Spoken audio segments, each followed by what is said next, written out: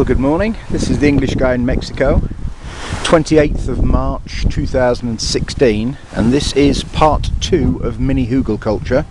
I uploaded a video last night, which was part 1 obviously. So a brief recap. The problem I've got here, I'm trying to be self-sufficient on my 10 acres here in Mexico.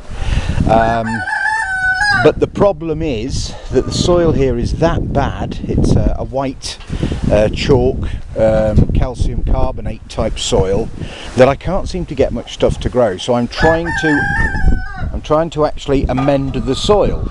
Now, I haven't really got any biomass. That's the problem. I've got 1 or 2 trees out on my property over there, and I could go out and collect a few small branches, etc. I've got very little grass, and what grass I've got, I've let the goats and the sheep have. They're actually doing a good job keeping all the weeds down, but it also means I haven't even got any grass clippings. Now within this 1 acre, things are going a little bit better because I've got some shade cloth up. As I say, here it hits between 30 and 35 degrees in the summer. It's very difficult to grow stuff, and it suddenly occurred to me to actually use some of the old tree stumps that are lying around on my property and start burying them. If anybody looks at my videos, I've started a larger Hugelkultur area over there with an old mesquite that was growing roots under my buildings. But what I've done, I've gone out onto my property, I've collected, in this case, a 4 foot long and about a foot in diameter log. I'm going to estimate it weighed about 80 kilos. My food bags here come in 40 kilos for the chickens, and I can usually lift those pretty comfortably. Well, I had no chance of lifting this thing, so I dragged it round on this trolley yesterday. Dug a trench. I mean, it occurred to me that I was digging trenches for food anyway, and I was planting stuff. Alright, it's struggling a bit. There's another trench over here. But why not dig the trench a little bit deeper, and instead of just putting parts of my palm tree in the bottom, which is what I've been doing, any brown wood that's left over from the clippings, I've been putting them in the bottom of the hole. Why not bury some of these big ancient logs? I mean, just looking at that log and the way it's all split, I'm guessing that's 10, 15, maybe 20 years old. So that is now in the bottom. I've deliberately left the ends of the trench open because there's a slight downhill gradient, and I'm trying to feed this top end with nitrogen. So I'm putting my urine in here. I collect all my urine here.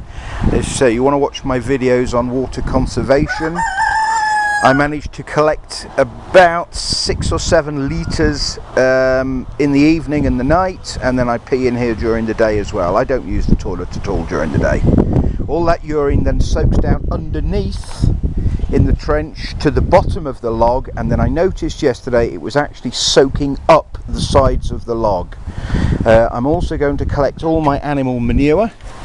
Again, I've got videos up on my collecting animal manure. I leave it out there for about 2 weeks, let the animals trample it all down into a fine powder. That makes it a lot more water soluble, and I can then pump that into the end of this trench. So a combination of your brown, which is your carbon, your wood, and then hopefully all the nitrogen, which would normally come out of your in a compost bin, that would normally come out of food scraps and food waste and clippings. Well, I haven't got any. I certainly haven't got any waste from the kitchen. I eat everything, and the grass clippings, as I say, they go to the animals. So the only nitrogen I've got is human urine and animal manure, which I compost for 2 to 3 weeks in the slurry bins, and then I'm going to put that in this side. It is soaking it up. I'm going to say it's literally the beginning of April now. I'm going to give it a couple of decent soakings in here with the hose, so it'll run down into this bottom side, pool a little bit. I can watch it soaking up the log, and once I've done it a couple of times, I'm hoping then to leave this and not have to do any watering, because it should start to act as a sponge itself as that log starts to break down. If it works, the next time I do a food trench, so there's 2 food trenches here, there's a big food trench here. This is going to be a good one. I've got food trenches up against the building. I'm trying them in soil. I've pulled this tree over. There's a video on how I managed to just pull it over with the roots and everything on my own. This is actually 1, 2, 3 food trenches, not come up yet. 1, 2, 3, 4, 5 food trenches here under the shade cloth, and another 1, 2, 3, 4, 5, 6 food trenches over here near the straw bale garden.